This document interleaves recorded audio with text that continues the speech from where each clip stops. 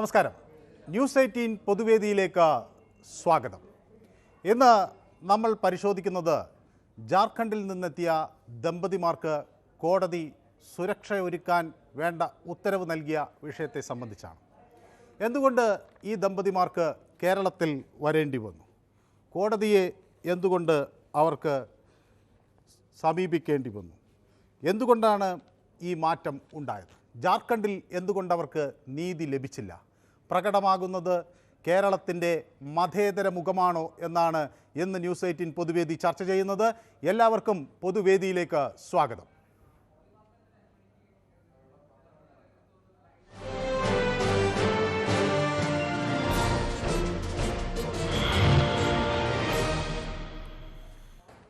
പ്രേക്ഷകർക്കും അവരുടെ അഭിപ്രായങ്ങൾ പങ്കുവയ്ക്കാം. ലവ് ജിഹാദ് ബന്ധം ആരോപിച്ച് ആണ് ഈ ദമ്പതിമാർക്കെതിരെ പ്രശ്നങ്ങളുണ്ടായത്. ജാർഖണ്ഡ് ചിത്തപ്പൂർ സ്വദേശികൾ ആയ മുഹമ്മദ് ഗാലിബും ആശാ വർമ്മയുമാണ് ഈ പ്രതിസന്ധി നേരിട്ടത്. അവർ കേരളത്തിലേക്ക് എത്തുകയായിരുന്നു. തുടർന്ന് അവർക്ക് കേരളത്തിൽ എത്തിയതിന് ശേഷമാണ് കോടതിയിൽ നിന്ന് അവർക്ക് ഇത്തരത്തിൽ അനുകൂലമായ ഒരു വിധി ലഭിച്ചിരിക്കുന്നത്. ഈ കേസിൽ ഹൈക്കോടതിയിൽ ഹാജരായ ശ്രീ ശ്രാവൺ നമുക്കൊപ്പം ചേരുകയാണ്. ശ്രീ ശ്രാവൺ, കോടതി ഈ കേസ് പരിഗണിക്കുമ്പോൾ എന്ത് വിഷയമാണ് പ്രധാനമായും കോടതി നിരീക്ഷിച്ചത്? എന്തുകൊണ്ടാണ് ഇത് ജാർഖണ്ഡിൽ ഒരാൾക്ക് നീതി കിട്ടാത്ത ഒരു സാഹചര്യം ഉണ്ടാകുന്നത്? നമ്മുടെ രാജ്യത്തെ നിയമം എല്ലായിടത്തും ഒരുപോലെയാണല്ലോ. എന്തുകൊണ്ട് അവിടെ ഇത് സാധ്യമായില്ല? കേരളത്തിൽ എത്തിയപ്പോൾ ഇതിന് മറ്റെന്തെങ്കിലും ഒരു പിന്തുണ ലഭിച്ചതിൻ്റെ ഭാഗമാണോ, അതോ സ്വാഭാവിക ഒരു നീതി നിഷേധം ജാർഖണ്ഡിൽ ഉണ്ടായി എന്നാണോ നമ്മൾ മനസ്സിലാക്കേണ്ടത്? തീർച്ചയായും ജാർഖണ്ഡ് പോലുള്ള സംസ്ഥാനങ്ങളിൽ ഇപ്പോഴും നിയമത്തിന് വലിയ പ്രാധാന്യമില്ലെന്നാണ് ഈ ഒരു വിഷയങ്ങളോടുകൂടി നമുക്ക് മനസ്സിലാവുന്നത്. അല്ലെങ്കിൽ സാധാരണഗതിയിൽ നമ്മുടെ ഈ നാട്ടിൽ നടക്കുന്ന ഇപ്പം രണ്ട് വ്യത്യസ്ത മതത്തിൽപ്പെട്ട ആൾക്കാർ കല്യാണം കഴിക്കുന്ന ഈ നാട്ടിൽ ഒരു അത്ര പ്രധാനപ്പെട്ട വാർത്തയല്ല. പക്ഷെ അവിടെ പോലെ കണ്ടില്ല, വലിയ കലാപങ്ങൾ ഉൾപ്പെടെയുള്ള കാര്യങ്ങൾ വിഷ്വൽസ് നിങ്ങൾ തന്നെ പുറത്തുവിട്ടതാണ്. ഇങ്ങനെ നടക്കുമ്പോൾ അതിന്റെ അർത്ഥം നമ്മുടെ നാടിനെക്കാട്ടി ബഹുദൂരം പിന്നിലാണ് അവരുടെ പല കാര്യങ്ങളും എന്നുള്ളത് നമുക്ക് അതിൽ നിന്നോട് വ്യക്തമാണ്. അപ്പൊ കേരളം ഇപ്പം നിലവിലുള്ള ഇന്ത്യയിലെ ഏത് സംസ്ഥാനം എടുത്തു നോക്കിയാലും കേരളമാണ് ഈ പറയുന്ന കാര്യങ്ങൾക്കെല്ലാം മുന്നിട്ട് നിൽക്കുന്നതും ഏതൊരു മതേതര മുഖം ഉയർത്തിപ്പിടിക്കുന്ന ഒരു നാടും കേരളം തന്നെയാണ്. അതിന്റെ ഏറ്റവും അവസാനത്തെ ഉദാഹരണമാണ് ഈ മുഹമ്മദ് ഗാലിബിന്റെയും ആശാ വർമ്മയുടെയും. പ്രധാനമായും ശ്രീ ശ്രാവൺ, താങ്കൾ ഒരു അഭിഭാഷകൻ എന്ന നിലയിൽ കോടതിയെ എന്താണ് ബോധ്യപ്പെടുത്തിയത്? അനുകൂലമായ ഒരു വിധി താങ്കൾക്ക് കിട്ടി, സന്തോഷം. അതിന് കോടതിയെ എന്താണ് പ്രധാനമായും ബോധ്യപ്പെടുത്തേണ്ടി വന്നത്? ഒന്ന് പ്രധാനമായി ഈ കാര്യത്തിൽ മനസ്സിലാക്കേണ്ടത്, ഈ പാർലമെന്റിന്റെ തന്നെ ഒരു റിപ്പോർട്ടുണ്ട്. ആ റിപ്പോർട്ടിന്റെ അടിസ്ഥാനത്തിൽ ഏറ്റവും കൂടുതൽ ഓണർ കില്ലിംഗ് നടക്കുന്ന ഒരു സ്റ്റേറ്റ് എന്ന് പറയുന്നത് തന്നെ ജാർഖണ്ഡാണ്. അപ്പം കഴിഞ്ഞ 2017 തന്നെ 88 ദുരഭിമാന കൊലകളുടെ നാടാണ് അല്ലേ? 88 ദുരഭിമാന കൊലകൾ നടന്നിട്ട് പോലും അതിൽ 41 എണ്ണവും ജാർഖണ്ഡാണ്, 50% പോലും. അപ്പം ആ ഒരു കേസിൽ തന്നെ നമുക്ക് മനസ്സിലാവുന്നതാണ് ഈ അവിടെ ഈ പറയുന്ന രണ്ട് മതത്തിൽപ്പെട്ടവരോ അല്ലെങ്കിൽ രണ്ട് വിഭാഗത്തിൽപ്പെട്ട ആൾക്കാരോ കല്യാണം കഴിക്കുമ്പോൾ ഉണ്ടാവുന്നുള്ള പ്രശ്നം. അപ്പോൾ ആ കാര്യം കേരള ഹൈക്കോടതിയുടെ ശ്രദ്ധയിൽ കൊണ്ടുവന്നു. ഇവര് നാളെ ആ നാട്ടിലേക്ക് പോയാൽ ഇവർക്ക് സംരക്ഷണം നൽകിയില്ലെങ്കിൽ ഈ പറയുന്ന ഇതിൽ സമാനമായ വിഷയങ്ങൾ ഉണ്ടാവും എന്ന് കേരള ഹൈക്കോടതി ശ്രദ്ധയിൽ കൊണ്ടുപോയി. കോടതി ഈ പറയുന്ന നമ്മുടെ വാദഗതികളോടെല്ലാം പോസിറ്റീവായിട്ടാണ് കണ്ടത്. അവരെ തിരിച്ചയക്കണ്ടായിരുന്നു. അതുപോലെ തന്നെ അവർ കേരളത്തിൽ വന്നു കഴിഞ്ഞാൽ അവർക്ക് സംരക്ഷണം നൽകാനുള്ള എല്ലാ ഇതും കേരള സംസ്ഥാന സർക്കാരും അതുപോലെ തന്നെ പോലീസും നൽകണമെന്ന് തന്നെ ഒരു ഉത്തരവിലൂടെ, ഇടക്കാല ഉത്തരവിലൂടെ തന്നെ കോടതി ഇറക്കിയിട്ടുണ്ട്. യെസ്, വളരെ നന്ദി ശ്രീ ശ്രാവൺ. ഈ തിരക്കിനിടയിലും ഞങ്ങൾക്ക് ഓടൊപ്പം ചേരുകയും ഈ കാര്യം പ്രേക്ഷകർക്കായി വിശദീകരിക്കുകയും ചെയ്തത് അഡ്വക്കേറ്റ് ആശ കൂടി എന്നോടൊപ്പം ചേരുന്നുണ്ട്. ശ്രീമതി ആശ ഉണ്ണിത്താൻ, നോക്കൂ, ഒരു രാജ്യത്താണ് നമ്മൾ ജീവിക്കുന്നത്. നമ്മുടെ നിയമങ്ങൾ എല്ലായിടത്തും ഒരേപോലെ തന്നെയാണ്.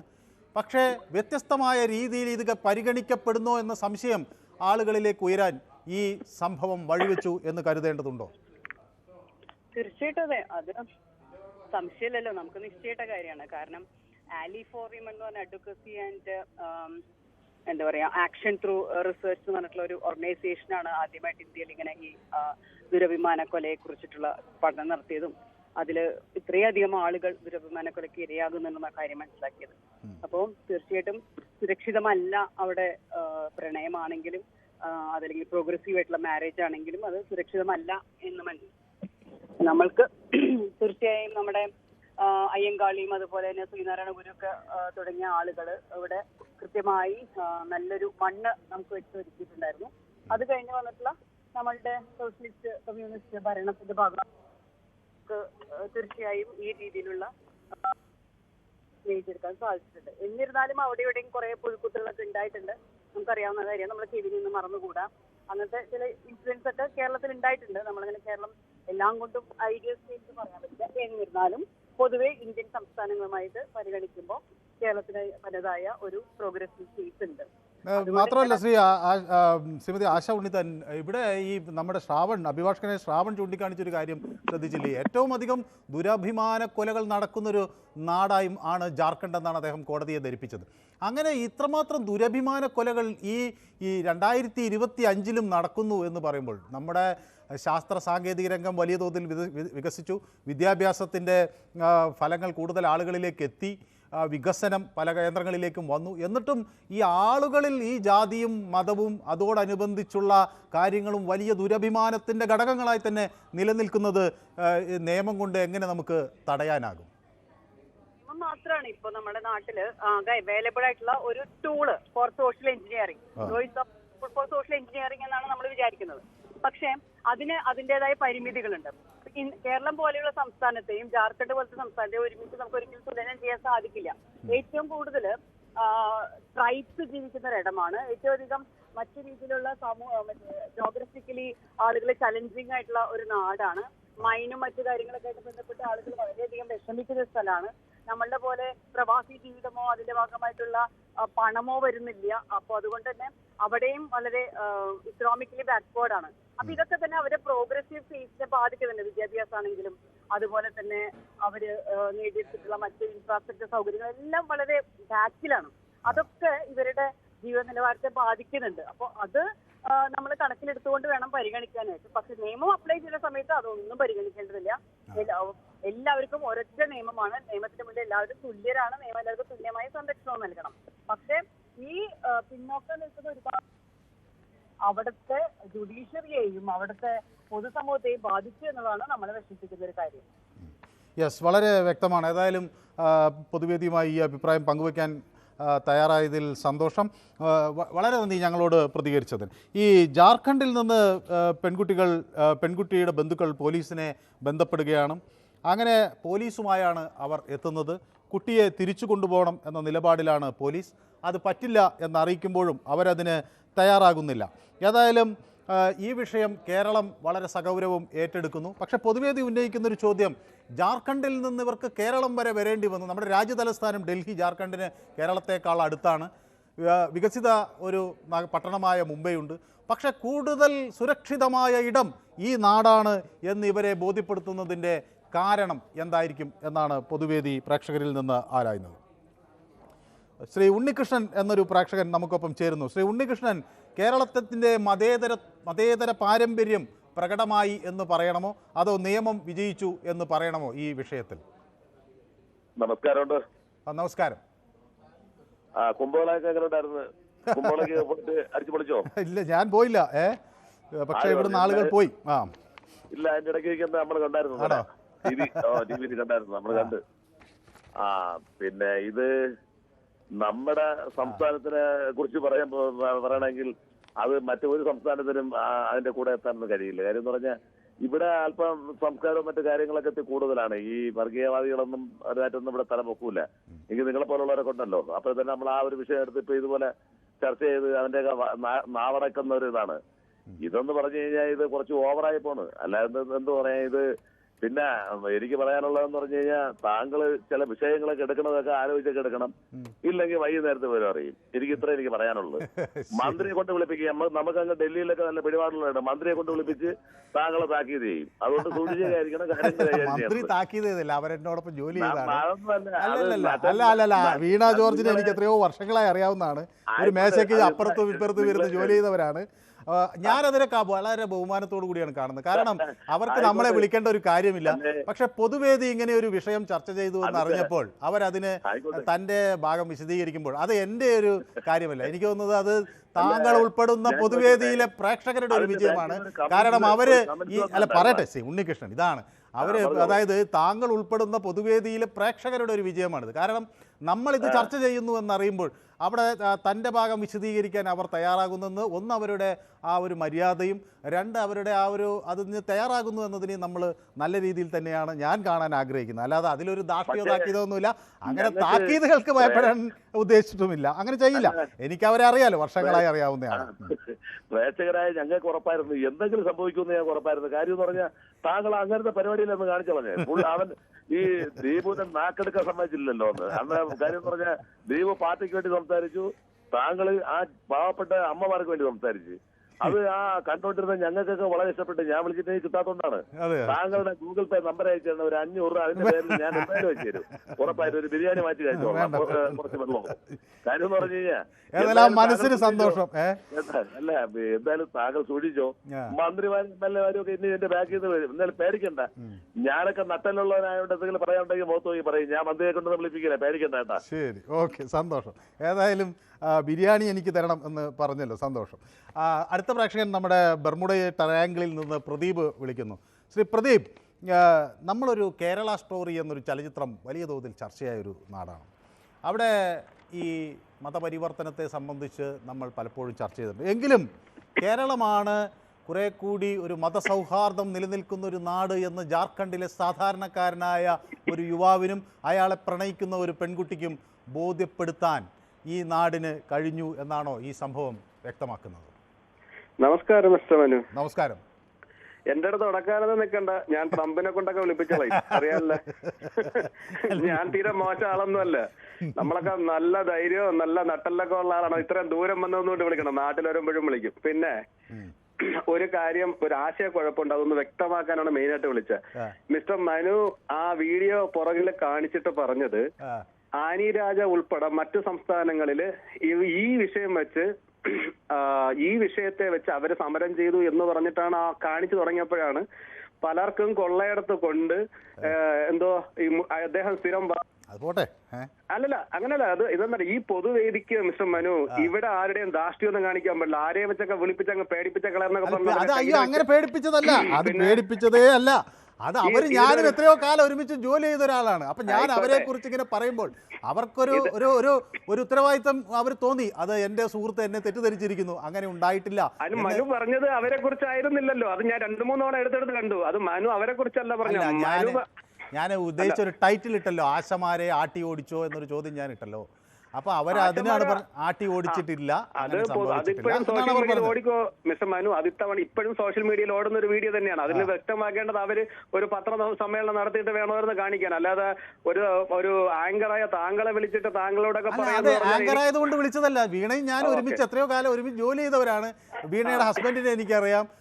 പലപ്പോഴും ആ കുട്ടികൾ അവിടെ വീണയുടെ ജോലി സമയത്തൊക്കെ അവിടെ ഓഫീസിൽ വരികയും ഞങ്ങളോടൊക്കെ അടുത്ത് പെരുമാറുകയൊക്കെ ചെയ്തിട്ടുള്ള കുട്ടികളാണ്. അപ്പൊ ആ ഒരു വ്യക്തി സൗഹാർദ്ദത്തിന്റെ പുറത്താണ് വിളിക്കുന്നത്. അല്ല വീണ ജോർജ് ആരെങ്കിലും വിളിച്ച് ഭീഷണിപ്പെടുത്തുമെന്ന് ഞാൻ എന്തായാലും വിശ്വസിക്കില്ല. അത് അല്ല മിസ്റ്റർ ഞങ്ങളൊക്കെ വളരെ വ്യക്തമായി മുഖ്യമന്ത്രിക്കെതിരായിട്ട് വരെ ഞാനൊക്കെ പ്രവർത്തിക്കേണ്ട കാര്യം ഞങ്ങളൊന്നും വല്ല പേടിച്ചിട്ടൊന്നുമില്ല. അതൊക്കെ പണ്ട് മനുഷ്യനൊക്കെ ഒരു തവണ ജീവിക്കത്തുള്ളൂ. അതുകൊണ്ട് ഒരു 500 കൊല്ലം കൂടെ ആരും ജീവിക്കില്ല. പറയേണ്ടത് വ്യക്തമായി പറഞ്ഞിട്ട് തന്നെ പോകും. പിന്നെ ഒരു കാര്യം കൂടെ പറയുന്നതെന്ന് പറഞ്ഞില്ല മിസ്റ്റർ മനു, ഈ നമ്മളിപ്പോ എന്തൊരു സാധനം പറഞ്ഞില്ലയോ, എന്തോന്ന് കേരളം ലോകത്തിലെ എന്തൊക്കെയാണെന്ന്. അതിപ്പോ ഞാൻ സോറി, ഞാൻ അതിന്റെ എന്റെ ടാബ് ഒന്ന് ബ്രോക്കായി ഇതായിപ്പോയി, ഷട്ട് ഡൗൺ ആയിപ്പോയി. സോറി, എന്തായിരുന്നു സബ്ജക്ട്? സോറി.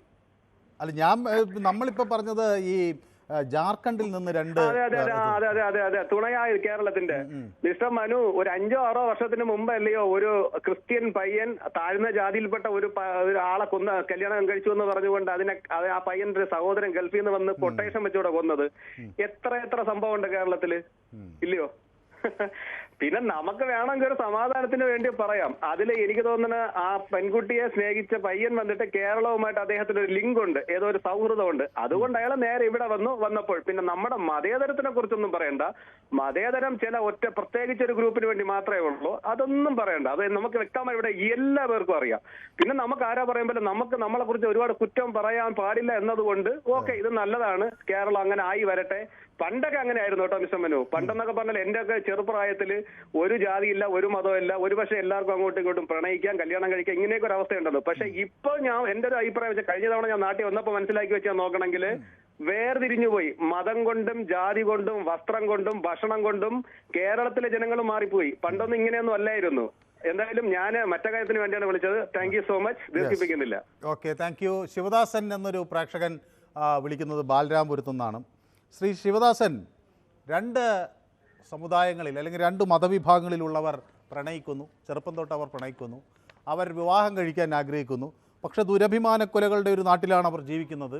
അവിടെ നീതി പോലും നിയമ സംവിധാനങ്ങൾ പോലും അവർക്കൊപ്പം നിൽക്കുന്നില്ല. അവർ എന്തുകൊണ്ട് അപ്പോൾ കേരളത്തെ തിരഞ്ഞെടുത്തു എന്ന ചോദ്യം ഇവിടെ വരികയാണ്. അതൊരു വെറും ഒരു സുഹൃത്ത് ഇവിടെ തനിക്കുണ്ട് എന്നതുകൊണ്ട് വരികയാണ്, അതോ സുഹൃത്തുക്കൾ ഈ ജാർഖണ്ഡിലെ വിദേശത്ത് ജോലി ചെയ്യുന്ന ഈ യുവാവിന് മറ്റു പല സംസ്ഥാനങ്ങളിലും ഉണ്ടാകാം, പക്ഷേ കേരളത്തെ തിരഞ്ഞെടുക്കുന്നു? എന്തുകൊണ്ടായിരിക്കാം കേരളത്തെ തിരഞ്ഞെടുത്തത്? സാറേ നമസ്കാരം, സുഖമാണോ? നമസ്കാരം, സുഖമായിരിക്കുന്നു ശ്രീ ശിവദാസ്. ഞാനൊരു കാര്യം, ഇത് മതരാഷ്ട്രമാണ് ഇന്ത്യ. ഇവിടെ പ്രായപൂർത്തിയായി കഴിഞ്ഞാൽ ആണിനെയും പെണ്ണിനെയും വിവാഹം കഴിക്കാൻ നിയമമുണ്ട്. ഒന്ന്. പക്ഷേ കേരളത്തിലെ അദ്ദേഹത്തിന് ജോലി ജാർഖണ്ഡിലുള്ള വികാസ് എന്ന പയ്യന്റെ അളിയനാണ്, അതായത് അങ്ങനെ അളിയനാണ് ഈ കക്ഷി. അപ്പൊ അദ്ദേഹത്തിന് പണ്ട് വർഷങ്ങളോളം പരിചയമുണ്ട്. പ്രത്യേകിച്ച് കേരളത്തിൽ വന്നാൽ സംരക്ഷിക്കേണ്ട സ്ഥലം കേരളത്തിലുണ്ട്. കൊള്ളക്കാരനും പെൺവാമനക്കാരനും എന്താ പറയാ, എല്ലാ ആൾക്കും സംസ്കൃത കേരള സംസ്ഥാനമായി മാറിക്കഴിഞ്ഞു. അല്ല, അതുപോലെയാണോ? അങ്ങനെ കുറ്റവാളികൾ വരുന്നത് പോലെയാണോ ഇത്? ഇത് രണ്ടുപേർ അവരുടെ ജീവിതം. സാറ് എനിക്ക് സമയം തന്നെ, എനിക്ക് സാറിന്റെ മര്യാദ കൊണ്ട് സാറിന് പിടിക്കുന്ന സന്തോഷമുണ്ട്. ഒന്ന്. രണ്ടാമത്തെ കാര്യം എന്ന് പറഞ്ഞാല്, ഇവിടെ ആര് വന്നാലും സംരക്ഷണം കൊടുക്കുന്ന ഉത്തരവാദിത്ത പോലീസിനുണ്ട്. കാരണം ഇന്ത്യ മധുര രാഷ്ട്രമാണ്. പ്രായപൂർത്തി കഴിഞ്ഞു കഴിഞ്ഞാൽ ആണതിന് പെണ്ണുവാക്കാൻ സ്വാതന്ത്ര്യമുണ്ട്. അത് കേരള ഗവൺമെന്റ് കൊടുക്കും. കേരള പോലീസിന് നട്ടലുണ്ട്. ആ നട്ടൽ എല്ലാ കാര്യത്തിലും കാണിച്ചിരുന്നുവെങ്കിൽ കേരളം ഇങ്ങനെ പോവില്ല, കേരളം ഭ്രാന്താലയമാവൂല.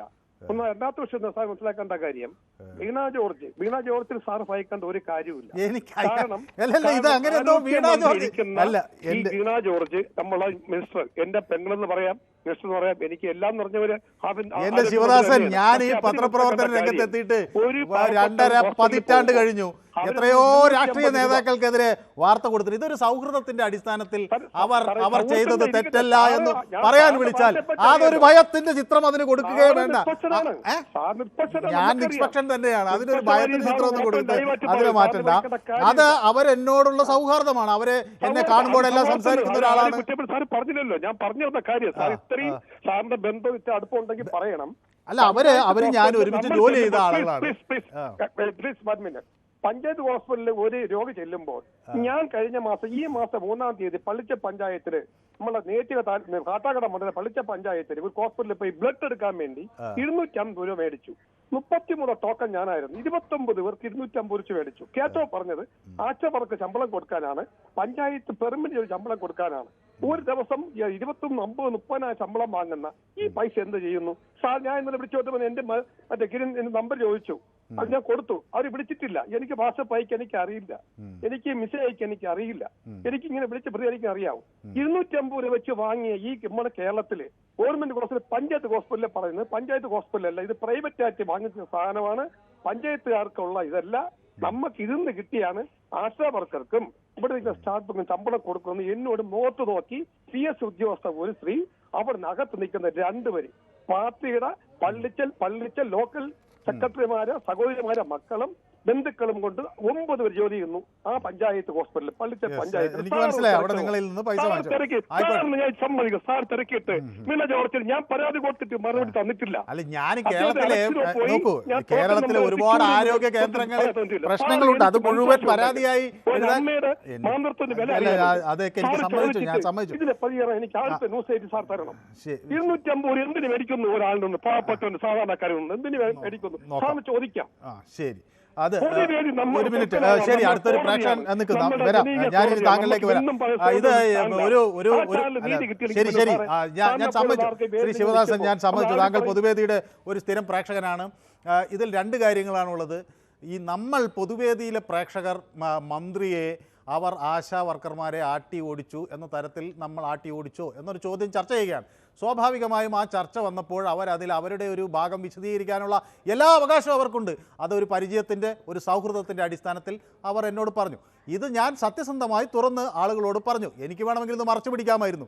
പക്ഷേ പൊതുവേദിയുടെ പ്രേക്ഷകരോട് ഞാനിത് തുറന്നു പറഞ്ഞു. അങ്ങനെ താൻ ചെയ്തിട്ടില്ല എന്ന് വീണ ജോർജ് പറയുന്നു. അവർ അതിന് നിയമ നടപടിക്ക് ഒരുങ്ങുന്നു. അത് തെളിയിക്കാനുള്ള ബാധ്യത അവർക്കുണ്ട് എന്ന് ഞാൻ പറയുന്നു. അതിനവർ നിയമ നടപടിക്ക് ഒരുങ്ങുന്നു എന്നവർ വ്യക്തമാക്കുന്നു. അവരോ അവരുടെ ഭർത്താവോ ഒരു ആശാ വർക്കറെയും ആട്ടി ഓടിക്കുന്നില്ല.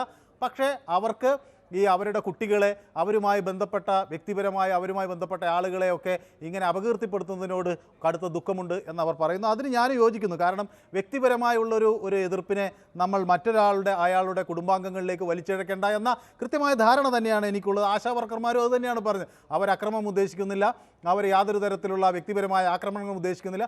അവർ ശാന്തമായ സമരത്തിലേക്ക് ആണ് അവർ കാര്യങ്ങൾ കൊണ്ടുപോകാൻ ആഗ്രഹിക്കുന്നത്. അവരും വ്യക്തമാക്കുകയാണ്. ഏതായാലും അതിൻ്റെ വിഷയങ്ങൾ അങ്ങനെ വരട്ടെ. അതുകൊണ്ട് ഏതോ മന്ത്രി എന്നെ വിളിച്ച് പേടിപ്പിച്ചു എന്ന് പറയുന്നിടത്തേക്ക് കാര്യങ്ങൾ കൊണ്ടെത്തിക്കരുത്. അത് ശരിയായൊരു പ്രവണതയില്ല. ജയകുമാറും അങ്ങനെ എന്തോ എഴുതിയിട്ടുണ്ട്. ജയകുമാർ, അത് ശരിയായൊരു കാര്യമല്ല.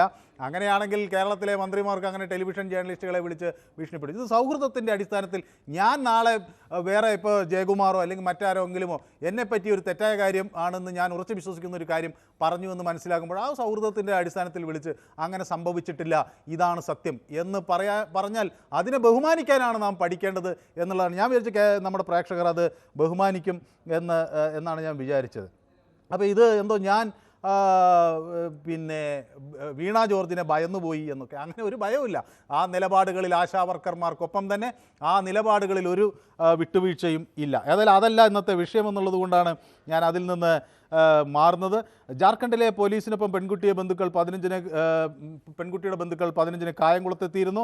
പക്ഷേ പെൺകുട്ടി പോകാൻ തയ്യാറായില്ല. ഇവരെ വിട്ടു നൽകാൻ കായംകുളം പോലീസും തയ്യാറായില്ല എന്നതാണ് അവർക്ക് പിന്നീട് കോടതിയെ സമീപിക്കാൻ ഒരു സാവകാശം കിട്ടിയത്. ടി പി സി കുട്ടി എവിടെ നിന്നാണ് വിളിക്കുന്നത്?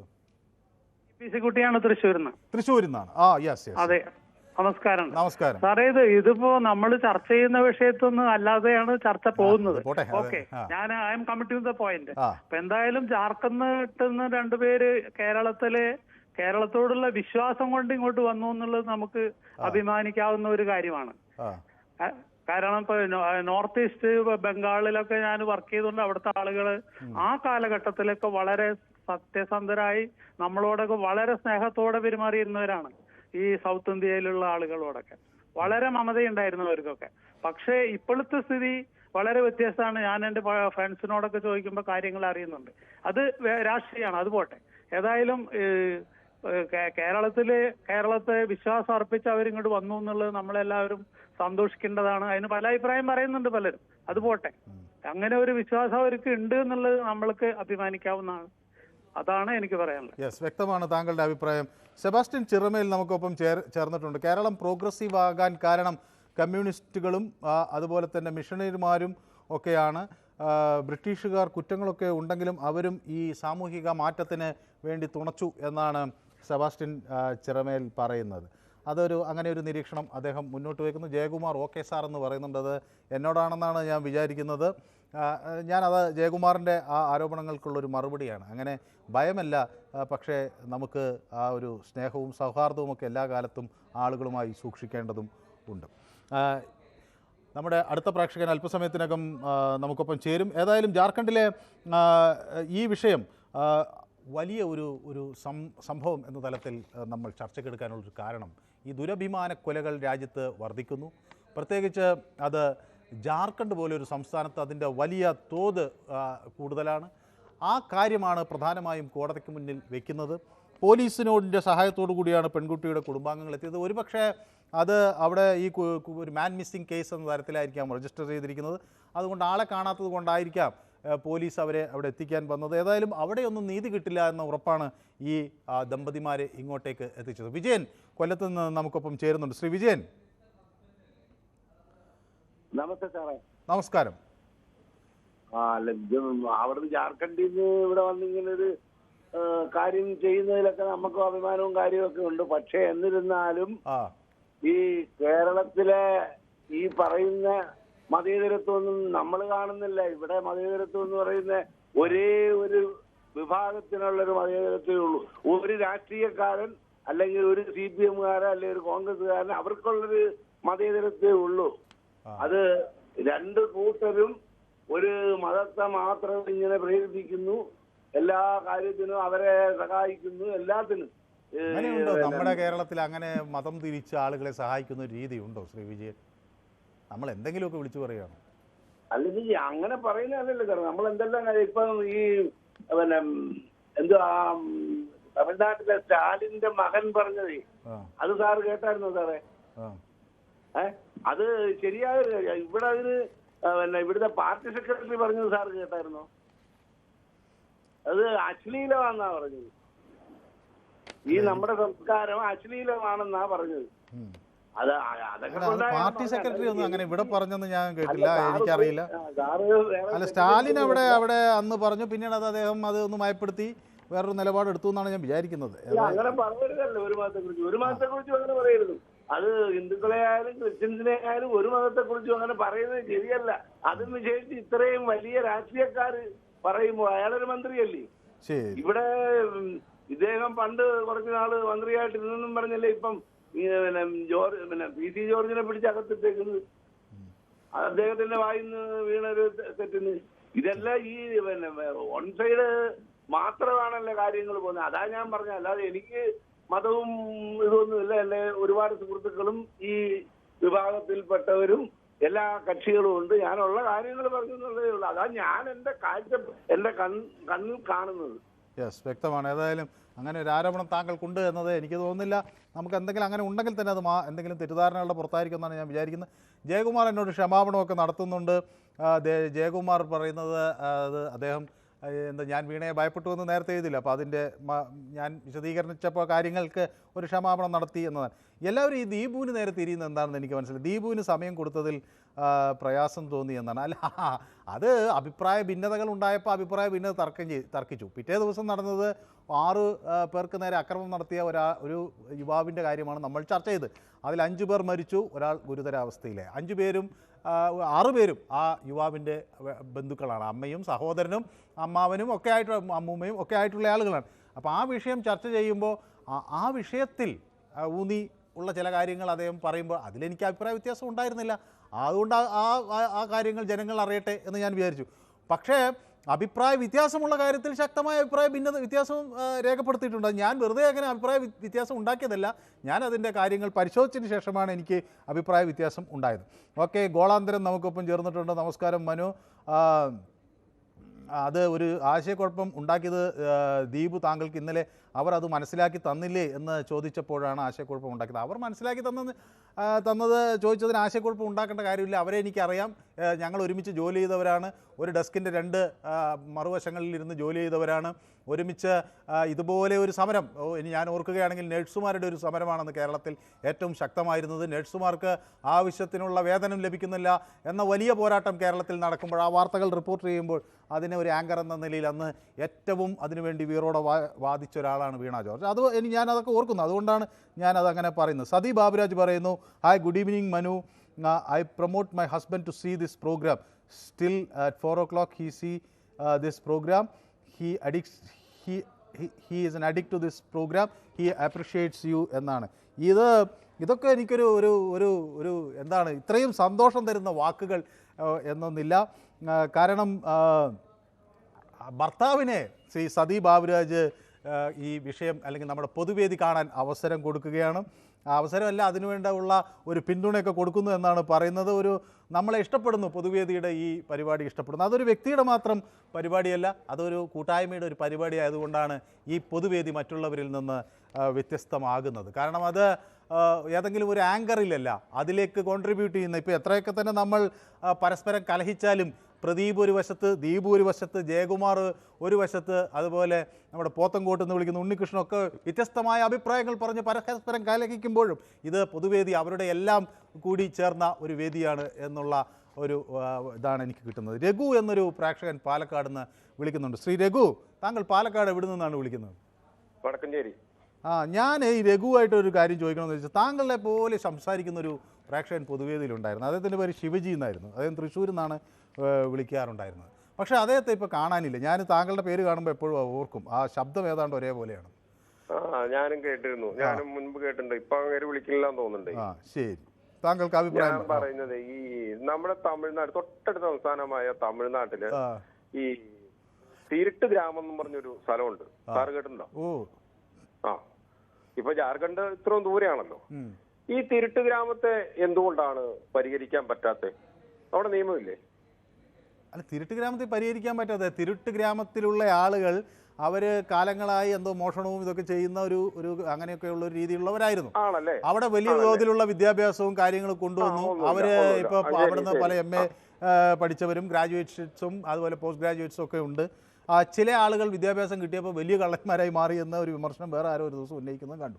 അതുപോലെയല്ല ഇത്. ചോദിച്ചെന്നറിയോ, ഞാനിത് എന്തിനാ മനസ്സാറിനോട് ചോദിച്ചതെന്നറിയോ, ഈ ഭാരതം എന്ന് പറയുന്നത് അത് വളരെ വ്യത്യസ്തമാണ്. കേരളത്തിൽ വന്നാൽ ഇവിടെ എന്തോ ആന കുതിര കിട്ടുമെന്ന് ഓർത്തിട്ടൊന്നും അല്ല അവര് വന്നേ. കേരളത്തിൽ ഇവിടെ ഒരു കപ്പിത്താൻ ഉണ്ടെന്ന് ഓർത്തും അല്ല അവര് വന്നേ. അവര് യാദൃശികമായി വന്നു പെട്ടു, അത്രേ ഉള്ളൂ. അതിന് കേരളത്തെ ഇത്ര പൊക്കുവൊന്നും വേണ്ട. ഈ 2 മാസത്തിനുള്ളിൽ ഈ ക്യാപ്റ്റന്റെ കീഴിൽ ഇവിടെ നടന്ന കൊലപാതകങ്ങൾ താങ്കൾ മറന്നു? ഇതൊക്കെ മറന്നിട്ടാണോ ഇങ്ങനെ പൊക്കി പറയുന്നത്? ഞാൻ ആദ്യം തിരുട്ട് ഗ്രാമത്തിന്റെ കാര്യം സൂചിപ്പിച്ചത്.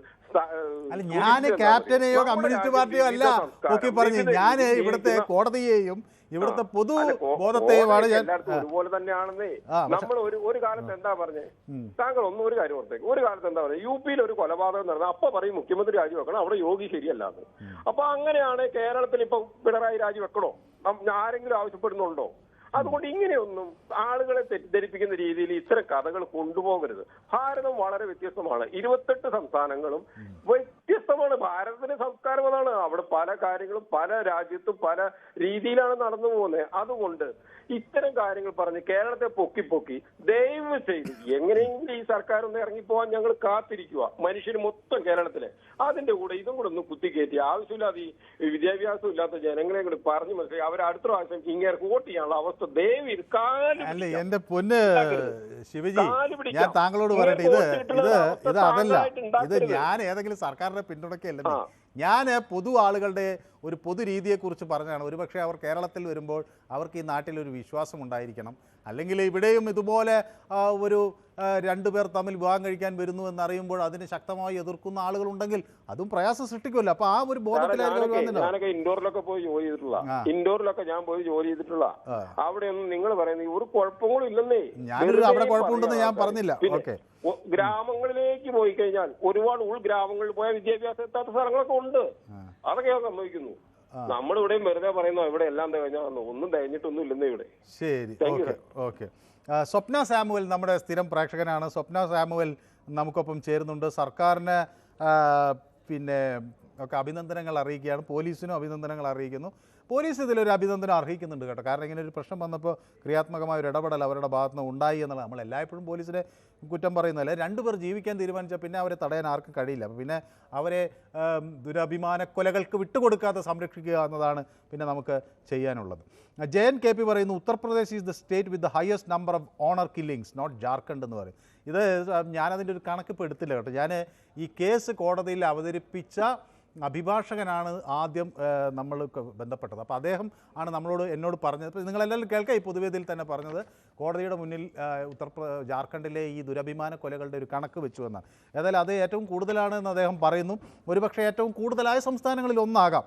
ഞാനതിൻ്റെ കൃത്യമായ ഡാറ്റ എടുത്തിട്ട് പറയാം. ഏതായാലും അതായിരുന്നു കോടതിക്ക് മുന്നിൽ അദ്ദേഹം പ്രധാനമായി ആർഗ്യൂ ചെയ്തത് എന്ന് അദ്ദേഹം പറയുന്നു. മോഹൻ റാവത്തറും അത് ശരിവെക്കുന്നു. അത് ഉത്തർപ്രദേശ് ആണെന്ന് പറയുന്നതാണോ ശരിയെന്ന് എനിക്കറിയാം. രാവണൻ എന്നൊരാൾ ചിരിക്കുന്നുണ്ട്.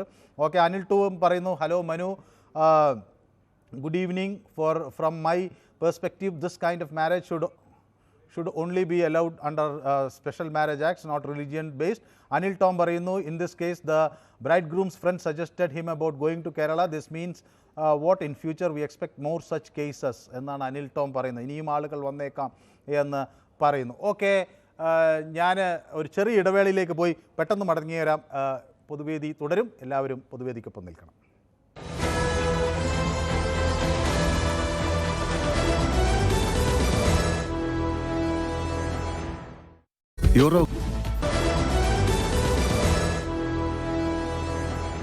യെസ്, തിലകൻ എന്നൊരു പ്രേക്ഷകൻ തൃപ്പൂണിത്തുറയിൽ നിന്ന് നമുക്കൊപ്പം ചേരുന്നുണ്ട്. ശ്രീ തിലകൻ പൊതുവേദിയുടെ ഒരു സ്ഥിരം പ്രേക്ഷകനാണ്. Good evening Shri Thilakan. Good evening. Shri Thilakan, ഇത് കേട്ടപ്പോൾ എന്ത് തോന്നി? ഈ ജാർഖണ്ഡ് സ്വദേശികൾ കേരളത്തിൽ വരുന്നു, ഇവിടെ അവർക്ക് നിയമപരീക്ഷ കിട്ടുന്നു, എന്ത് തോന്നി? എനിക്ക് വ്യത്യസ്തമായിട്ട് ഒരു 2 വരി പാട്ട് സാറിനെ ഓർമ്മപ്പെടുത്തി തുടങ്ങാം. സത്യമേവിടെ ശരശയകളി നിത്യം തൽപ്പം പ്രതിഫലിച്ചു മനസാക്ഷികളിൽ പൊയ്മുഖം കാട്ടി മനുഷ്യൻ മാത്രം ചിരിക്കുന്നു. നമ്മുടെ പ്രേക്ഷകരും സാറൊന്ന് ചിരിച്ച് സാറേ, നമ്മുടെ ചിരിക്കുന്ന ഒരു സംസ്കാരം ഞാൻ ഉറപ്പിച്ചു പറയാം, ചിരിയുടെ സംസ്കാരം മറ്റേത് രാഷ്ട്രങ്ങളെടുത്ത് നോക്കിയാൽ ഇന്ത്യയിലുണ്ട്. അപ്പൊ ഇന്ത്യയിൽ ഈ കേരളത്തിലെ ഈ വിഷയം ഇന്ത്യക്ക് പുറത്തു നിന്ന്, പ്രത്യേകിച്ച് അമേരിക്കയിലൊക്കെ ഭയങ്കര ബന്ധമാണല്ലോ നമ്മുടെ മോദിക്ക്. അമേരിക്കയിൽ ഈ വിഷയം ട്രംപ് ഒന്ന് മോദിയോട് വിളിച്ച് ചോദിച്ചാലോ, മിസ്റ്റർ മോദി, നിങ്ങളുടെ രാജ്യത്തല്ലേ ഈ ദുരഭിമാന വിഷയങ്ങളും ഈ ജാർഖണ്ഡിലെ വിഷയം നിങ്ങൾക്കൊന്ന് പരിഹരിക്കാതെ കേരളത്തിലേക്ക് വിട്ടുവല്ലെന്ന് ട്രംപ് ഒന്ന് ചോദിച്ചാൽ മോദിയുടെ അഭിപ്രായം എന്തായിരിക്കും സാറേ? എന്തായിരിക്കും? ഇന്ത്യയിലല്ലേ സാറേ ഇത്? ഇന്ത്യയിൽ വൈവിധ്യമുണ്ട്. പക്ഷേ ഇത്ര ജാതിയുടെ പേരിൽ ഞാൻ ചോദിക്കട്ടെ, ഇപ്പൊ ഒരു പ്രേക്ഷകൻ പറഞ്ഞ പോലെ തമിഴ്നാട്ടിലുണ്ട്, നമ്മുടെ കേരളത്തിലുണ്ട് ഈ ദുരഭിമാനക്കൊലകള് ഈ കേരളത്തിലുള്ളപ്പോഴും കേരളത്തിൽ ഇവരെ സ്പോൺസർ ചെയ്തോന്ന് എനിക്ക് സംശയമുണ്ട്. ഇവരിവിടെ കൊണ്ടുവന്ന് ഇപ്പൊ നിയമത്തിന്റെ ശ്രദ്ധ പിടിച്ചു വരുന്നതിന്റെ പിന്നിൽ ഒരു സ്പോൺസർ ഉണ്ട്. ആ സ്പോൺസർ താമസിയാതെ കാണുമെന്നാണ് എനിക്ക് തോന്നുന്നത് കേട്ടോ സാറേ. ആണോ? ഞാനെന്തായാലും നോക്കാം നമുക്ക് അങ്ങനെ ഉണ്ടോ എന്ന്. ഞാൻ ഏതായാലും ഇതൊരു നല്ല കാര്യം എന്നുള്ള രീതിയിലാണ് ചിന്തിച്ചത്. ഓക്കെ, ഏതായാലും ശ്രീ തിലകൻ അദ്ദേഹത്തിൻ്റെ അഭിപ്രായം വ്യക്തമാക്കിയിട്ടുണ്ട്. ഇതിൽ ഗോളാന്തരം എന്ന് നമ്മുടെ സ്ഥിരം പ്രേക്ഷകനാണ് യൂട്യൂബിൽ വരുന്നത്. അദ്ദേഹം പറയുന്നത് ഇത് നമ്മുടെ കുടുംബമാണ് മനു, പൊതുവേദി. കുടുംബത്തിൽ അലമ്പുണ്ടാക്കുന്നവരെ എല്ലാവരും വെറുക്കും. അപ്പോൾ അത് ഒരിക്കലും നിന്നു പോകരുത് എന്നാണ് എൻ്റെ ആഗ്രഹം. അദ്ദേഹത്തിന് വിക്കുണ്ട്, അതുകൊണ്ടാണ് അദ്ദേഹത്തിന് ഫോൺ വിളിക്കാൻ കഴിയാത്തതെന്നാണ്. അതുകൊണ്ട് ഞാൻ ഗോളാന്തരത്തോട് പറയുന്നത്, അങ്ങക്ക് ഫോൺ വിളിക്കാം, ഒരുപക്ഷെ കുറച്ച് വിക്കുണ്ടായിരിക്കാം, അതൊന്നും പൊതുവേദിയെ ബാധിക്കുന്നൊരു വിഷയമല്ല. അങ്ങക്ക് പറയാനുള്ളൊരു സാവകാശം നമുക്ക് ഈ പൊതുവേദിയിലുണ്ട്. കാരണം നമ്മളിതൊരു കുടുംബമാണ്. സംസാരിക്കാനുള്ള പ്രയാസങ്ങളുള്ളവർക്കൊക്കെ നമുക്ക് ആ സമയം ഒക്കെ അത് അനുവദിക്കാവുന്നതേ ഉള്ളൂ. അതുകൊണ്ട് ഫോൺ വിളിക്കാൻ മടിക്കേണ്ട എന്നാണ് എനിക്ക് പറയാനുള്ളത്. യെസ്, വ്യക്തമാണ് ഗോളാന്തരത്തിൻ്റെ നിലപാട്. തങ്കച്ചൻ മുഹമ്മ, തങ്കച്ചൻ കുറേ കാലമായില്ലേ പൊതുവേദിയിലേക്ക് വിളിച്ചിട്ട്?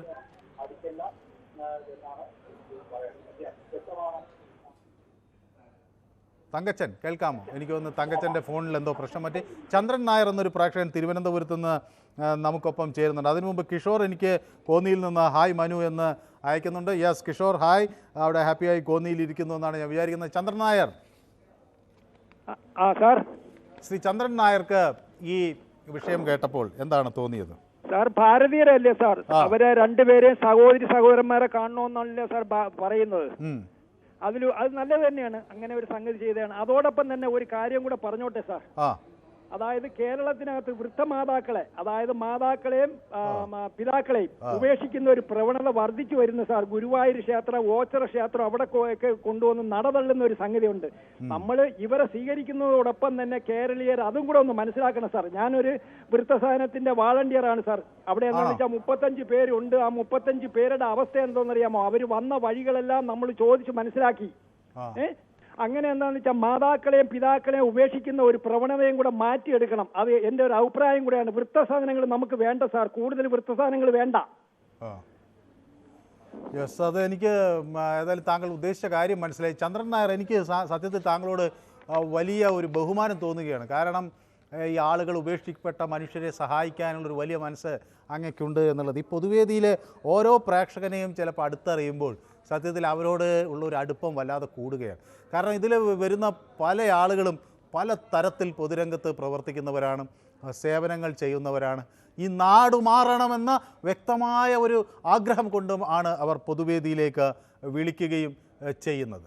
എന്നോടൊപ്പം ദീപു എന്നൊരു പ്രേക്ഷകൻ തിരുവനന്തപുരത്ത് നിന്ന് ചേരുന്നുണ്ട്. ദീപുവിനെ സമയം കൊടുക്കുന്നു എന്നാണ് പരാതി. എന്നാലും കുറച്ച് സമയം കൊടുക്കാം, പരാതികളുണ്ടല്ലോ.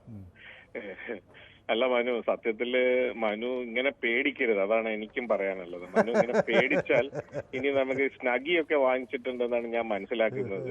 അതായത് ഇനി നമുക്ക് വാൾ സ്ട്രീറ്റിൽ നിന്ന് കൂടുതൽ സ്നഗി എത്തിക്കാൻ പറഞ്ഞാലും നമുക്ക് എത്തിക്കാൻ ആളുകളുണ്ടല്ലോ. അല്ല മനു ഇങ്ങനെ പേടിക്കുന്നു എന്ന് പറഞ്ഞാൽ ഞാൻ ഈ സ്ഥിരം വിളിക്കുന്ന ഒരാൾക്ക് എന്റെ ഒരു കൺസേൺ പറയണ്ടേ മനു? പറയണ്ടേ? അതുകൊണ്ട് പിന്നെ മനു ഒന്നാന്തരം നടനാണ് കേട്ടോ. കാരണം എന്താ വെച്ചാല് ഈ ഒരാളെ മനസ്സിലാക്കിയതിനു ശേഷം വീണ്ടും ആ ചോദ്യം ഉണ്ടല്ലോ, ആ ചോദ്യത്തിലെ മുഖഭാവം തന്നെ മാറാതെ അത്രത്തോളം നല്ല നടനാണ് മനു. പിന്നെ മനു, എന്റെ ശബ്ദം നിലയ്ക്കണമെന്നും ആ ശബ്ദം നിലച്ചാൽ മനുവിന് പൈസ കിട്ടുമെന്ന് പറയുന്ന ആൾക്കാർ വരെ നമ്മുടെ ഈ ലോകത്തുണ്ട് എന്ന് അറിയുമ്പോൾ എനിക്ക് സന്തോഷം തോന്നുകയാണ്. കാരണം ഞാൻ നേരായ പാതയിലാണ് എന്ന് ഞാൻ മനസ്സിലാക്കുന്നു. അതാണ് അതിനകത്തുള്ള കാര്യം. ഇനി ഈ വിഷയത്തിലേക്ക് വന്ന മനു, ഈ കേരളം എന്ന് പറയുന്നത് നമ്മള് ഇപ്പം ശ്രീ ചന്ദ്രൻ നായർ ഏട്ടൻ പറഞ്ഞത് വളരെ നമ്മൾ ഒരു കാര്യത്തെ പറ്റി പറയുമ്പോൾ മറ്റൊരു കാര്യത്തില് നമ്മൾ വീക്കാണ്. അത് ശരിയാണ് അല്ലെ? നമ്മൾ ഈ അച്ഛനും അമ്മയും അല്ലെങ്കിൽ പ്രായമായവരെ നമ്മൾ നോക്കാതിരിക്കുന്നു. ഇതെല്ലാം കേരളത്തിന്റെ നല്ലതും ചീത്തയുമായ വശങ്ങളിലൂടെയാണ് നമ്മൾ പോകുന്നത്.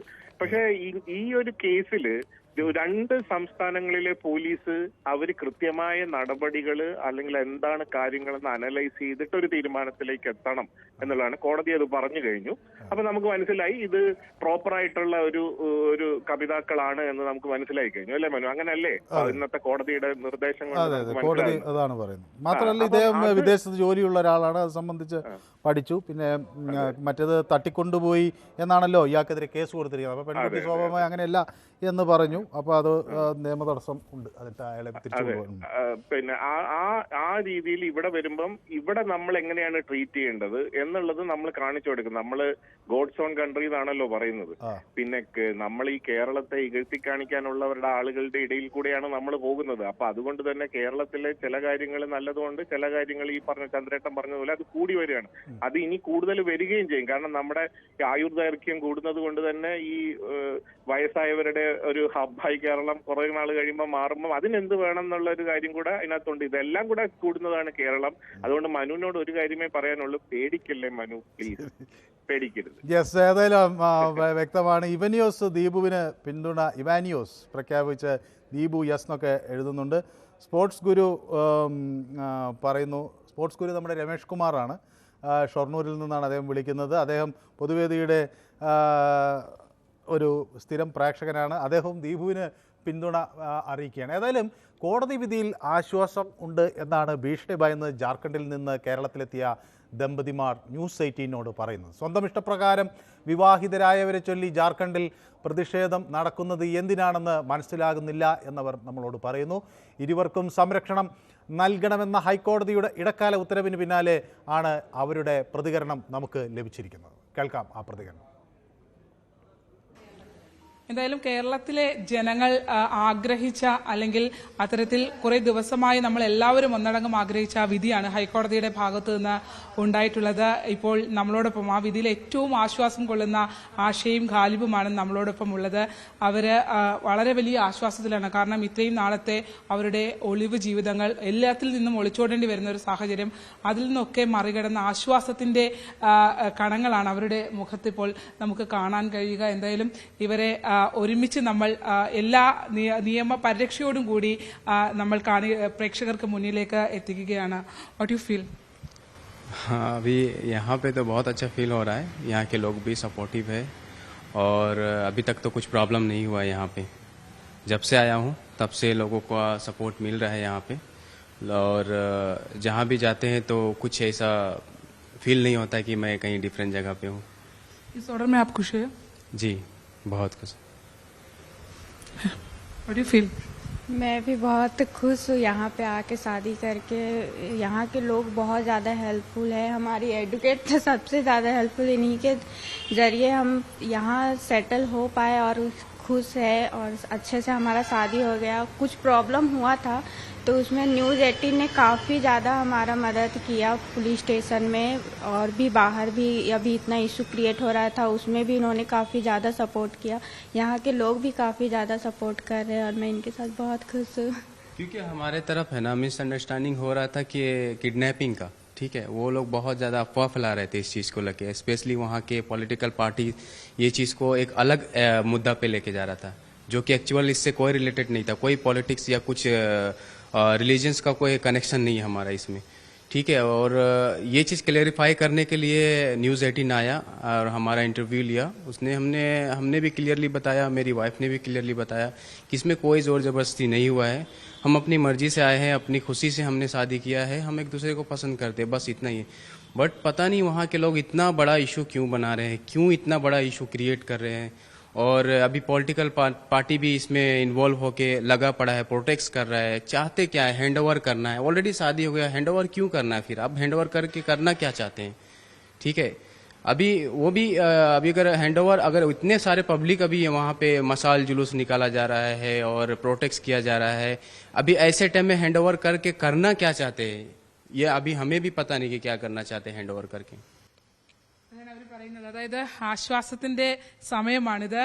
എല്ലാവരെയും പോലെ, അതായത് വിവാഹം കഴിഞ്ഞ് വളരെ കുറച്ച് ദിവസങ്ങൾ മാത്രമേ ആയിട്ടുള്ളൂ. ആ ദിവസങ്ങളൊക്കെ തന്നെ അവര് വലിയ ടെൻഷനാണ് അനുഭവിച്ചുകൊണ്ടിരുന്നത്. എന്നാൽ ആ ഒരു അതാണ് ശരണ്യ, നമ്മുടെ ആലപ്പുഴയിൽ നിന്നുള്ള ന്യൂസ് 18ന്റെ കരുത്തുറ്റ റിപ്പോർട്ടർ ശരണ്യയാണ് ഈ വിഷയം പ്രധാനമായി അവരെ സഹായിച്ചെന്ന് അവർ പറയുന്നു. ഏതായാലും ഇവിടുത്തെ ജനപിന്തുണയ്ക്ക് അവർ നന്ദി പറയുന്നു.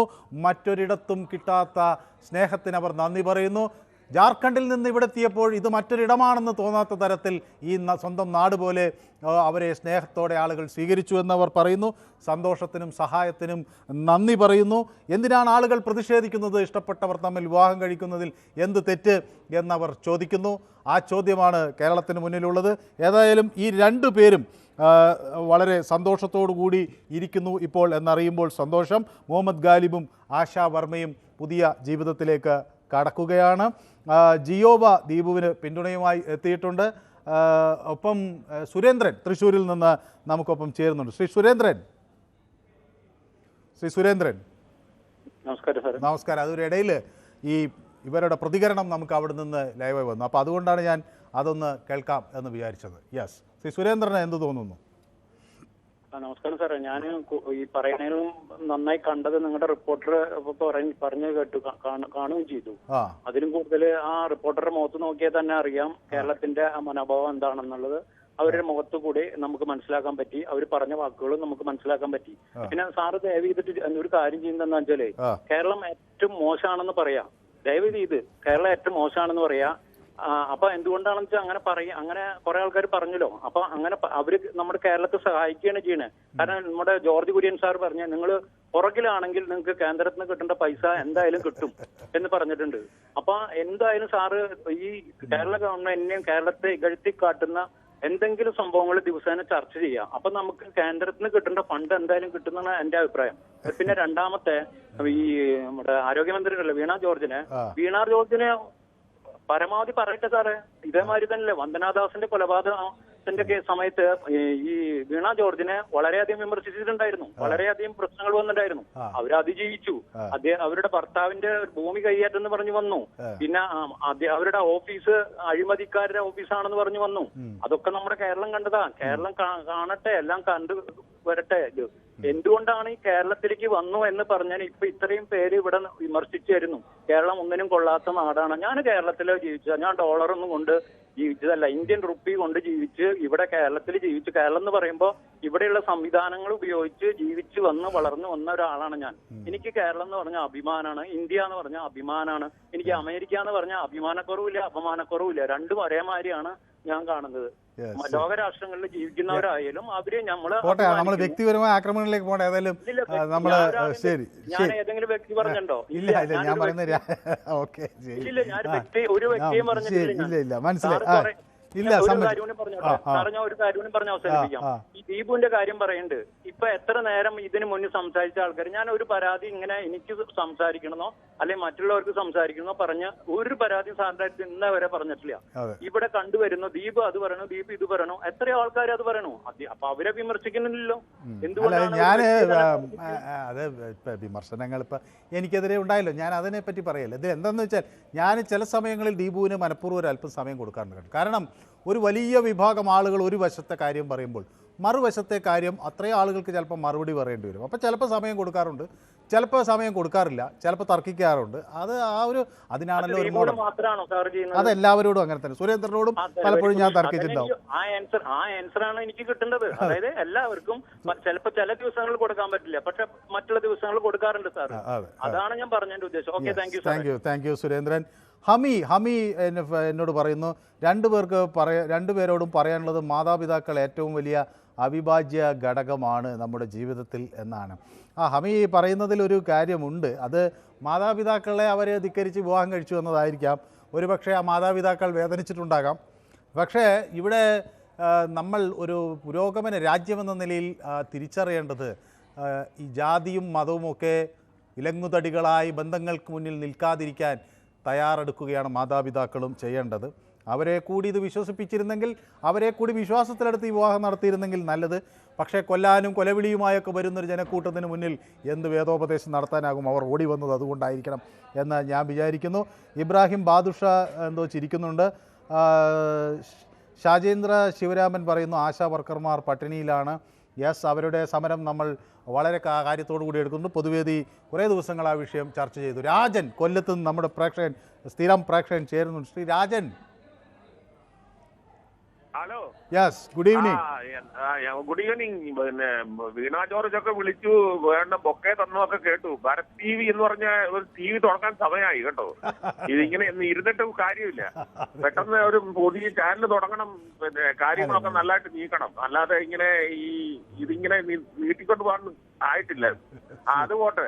പിന്നെ കേരളം നല്ലതാണ്, നമ്പർ 1 ആണെന്നൊക്കെ പറഞ്ഞു. അത് എന്തുകൊണ്ടാണെന്ന് അറിയാമോ? മുസ്ലിം ചെറുക്കൻ ഹിന്ദുവിനെ കല്യാണം കഴിച്ചുകൊണ്ട് വന്നു, ഹിന്ദു പെണ്ണിനെ. അത് തിരിച്ചായിരുന്നെങ്കിലോ? ഇവിടെ ഇപ്പൊ SDPIയും APPIയും PPPIയും BPPIയും SFIയും എല്ലാം കൂടെ ഇറങ്ങിയല്ലോ ഇപ്പൊ. അപ്പൊ ഇത് നേരെ തിരിച്ചൊന്ന് വന്നു നോക്കിയേ. ഇനി ആ അങ്ങനെ ഇറങ്ങിയാൽ മതേതര ജനാധിപത്യ കേരളം എതിർത്ത് നിൽക്കില്ലേ ശ്രീരാജൻ? എന്തുകൊണ്ട് ജനാധിപത്യ കേരളം? ഞാൻ എന്റെ ഒരു കഥ പറയാം. ഞങ്ങളുടെ കൊല്ലത്ത് നടന്നത് 12 വർഷം മുമ്പ് നടന്ന ഒരു കഥ പറയാം. ഒരു മുസ്ലിം പെൺകുട്ടിയെ SNDP-കാരൻ ഒരു പയ്യൻ കല്യാണം കഴിച്ചോണ്ട് വന്നു. 3 മാസം അവർ താമസിച്ചു. എന്നിട്ട് അവസാനം പറഞ്ഞു പെണ്ണിന്റെ അച്ഛന് ഹാർട്ട് അറ്റാക്ക് വന്നുകൊണ്ട് ഇവര് കഴുത്തിച്ച് വിളിച്ചോണ്ട് പോയി കൊണ്ട് കാണിക്കാൻ, അപ്പനെ കൊണ്ട് കാണിക്കാൻ. ആ പെണ്ണ് അതുവഴി പോയ വഴിക്ക് ഇപ്പൊ 12 വർഷമായി ഒരു മറുപടിയില്ല. ഇവിടെ വലിയ കൂടിയ സ്ഥലമാണ്, മറ്റാണ് ഞാൻ വിശ്വസിക്കുന്നില്ല. പിന്നെ സാറ് പറഞ്ഞു ഇവിടെ ഇങ്ങനെ മറ്റേ റിസർവേഷൻ വേണ്ട, മറ്റേ ഈ ജാതി ചിന്ത വേണ്ട. എന്നാ പിന്നെ എന്തിനാ മാവേലിക്കര ആലത്തൂരൊക്കെ ഈ റിസർവേഷൻ കോൺസ്റ്റിറ്റ്യൂട്ട് ആയിട്ട് വെച്ചിരിക്കുന്നത്? അത് ഇതുമായി ബന്ധമില്ല, അത് വേറെ കൊടുക്കണം സാർ. അല്ല, അതൊരു പിന്നോക്ക വിഭാഗത്തിലെ ആളുകളെ മുന്നോട്ട് കൊണ്ടുവരേണ്ട ജനാധിപത്യ ഉത്തരവാദിത്തത്തിന്റെ നിർവഹണമാണ്. അതും ഇതൊന്നല്ല. ഞാൻ എല്ലാവരും അംഗീകരിക്കുന്ന കൂട്ടത്തിലുള്ളതാണ്. പക്ഷേ ഇങ്ങനെയുള്ള വൃത്തികേട് ഞാൻ ചോദിക്കട്ടെ. ഇപ്പൊ ഒരു ശിവജി വർത്താനം പറഞ്ഞു കേരളത്തിൽ അങ്ങനെ നടക്കണം. ഏറ്റവും കൂടുതൽ ദുരഭിമാന കൊല, ജാതി മാറിയുള്ള കല്യാണം നടന്ന് കൊലപാതകം നടന്ന് UP-ലാണ്. അങ്ങനെ ശരിക്കൊന്ന് നോക്കാൻ പറയല്ല സ്ഥലങ്ങള്. ഓക്കെ സാർ, എത്രയും പെട്ടെന്ന് ചാനൽ തുടങ്ങണം. അതിനുള്ള എല്ലാ ഒത്താശയും ഞാൻ ചെയ്തു തരാം.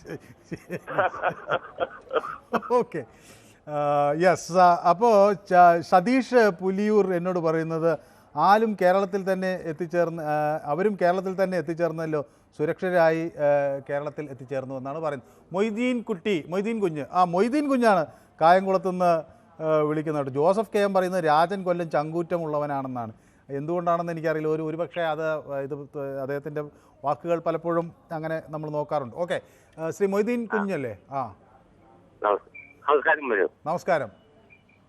ഇത് ഞങ്ങളുടെ കായംകുളക്കാരുടെ ഒരു വിജയമാണ്. ഞങ്ങളുടെ സ്വന്തം പോലീസ് സ്റ്റേഷനിലാണ്. അത് ശരി. ശ്രീ മൊയ്തീൻ കുഞ്ഞ് ആ നാട്ടുകാരനാണ് അല്ലേ? ഞാൻ ആ പോലീസ് സ്റ്റേഷൻ പരിധിയിലാണ്. പരിധിയില്ല, 1 കിലോമീറ്റർ പോലും. അപ്പൊ ആ നാട് കൊടുത്ത പിന്തുണയെ കുറിച്ചാണ് ഈ ദമ്പതിമാർ പറയുന്നത്. അപ്പൊ മൊയ്തീൻ കുഞ്ഞ് ഉൾപ്പെടെയുള്ളവർ നടത്തിയ ആ ഒരു നീക്കം അവർ അംഗീകരിക്കുകയാണ് അല്ലേ? എനിക്കൊരു കാര്യം പറയാനുണ്ട്. കാരണം ഇവിടുത്തെ BJP-ക്കാര്, കേരളത്തിലെ BJP-ക്കാരും മറ്റ് സംസ്ഥാനങ്ങളിലെ BJP-ക്കാരും ഒക്കെ എവിടെ പോയിരിക്കും ഇത്? കാരണം ഇവിടെ മുസ്ലിങ്ങളാണ്. അല്ല, അത് BJP-ക്കാരല്ല, അവിടുത്തെ ജാർഖണ്ഡ് മുക്തി മോർച്ചയാണല്ലോ ഭരിക്കുന്നത്. അപ്പൊ അവിടെ BJP എന്നല്ല, അത് അവിടുത്തെ ഒരു ചിന്താഗതി എന്ന നിലയിലാണ്. അതല്ല, ഇവിടെ കേരള സ്റ്റോറി ഉണ്ടാക്കി ഇവിടുത്തെ മുസ്ലിങ്ങളാണ് തീവ്രവാദം ഉണ്ടാക്കുന്നത്. ഹിന്ദുക്കളെ വിവാഹം കഴിച്ചിട്ട് അവരെ തീവ്രവാദത്തിന് ഉപയോഗിക്കുകയാണ്. അത് 2003 അങ്ങനെ ഒരു സിനിമ വന്നിരുന്നത്. നമ്മുടെ ബിബുൽ അമിത് ഷാ എന്ന് പറയുന്ന ഒരു നിർമ്മാതാവാണ് ആ സിനിമ എടുത്തത്. നമ്മുടെ സുദീപ് തോസൻ. അത് പിന്നെ അവർ തന്നെ പറഞ്ഞു അങ്ങനെ അതിൻ്റെ എണ്ണത്തിലൊക്കെ ചെറിയ തെറ്റുപറ്റി, അത് 3 ഉള്ളൂ, അത് 3000 എന്ന് പറഞ്ഞെന്നൊക്കെ മാറ്റി.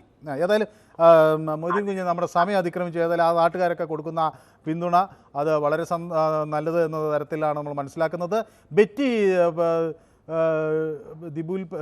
ദീപു പറയുന്നതിൽ എന്താണ് തെറ്റ്? അയാൾ ഓരോ വിഷയവും പഠിച്ചിട്ട് പറയുകയാണെന്ന് പറഞ്ഞ് ദീപുവിന് പിന്തുണ കൊടുക്കുന്നുണ്ട്. ഓക്കെ, ഏതായാലും ഈ വിഷയം നമ്മൾ യൂട്യൂബിലും പ്രേക്ഷകർക്ക് മുന്നിൽ ചർച്ച ചെയ്തിരുന്നു.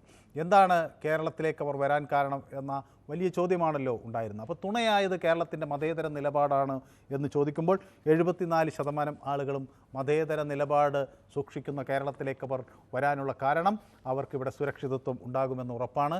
നമ്മുടെ മതേതര നിലപാടാണ് അവർക്ക് കരുത്തായത് എന്ന് ആണ് പറയുന്നത്. ഏതായാലും ജാർഖണ്ഡിലെ ചിത്തപൂർ സ്വദേശികളായ മുഹമ്മദ് ഗാലിബിനും ആശാ വർമ്മയ്ക്കും പൊതുവേദി എല്ലാ ആശംസകളും നേരുകയാണ്. അവരുടെ ജീവിതം സന്തോഷപൂർണ്ണമാകട്ടെ എന്ന് പ്രത്യാശിക്കുകയാണ്. ഇന്നത്തെ പൊതുവേദി ഇവിടെ സമാപിക്കുകയാണ്. നാളെ നമുക്ക് വീണ്ടും കാണാം. കൂടുതൽ വിഷയങ്ങൾ ചർച്ച ചെയ്യാം. പൊതുവേദി നാളെയുമുണ്ട്.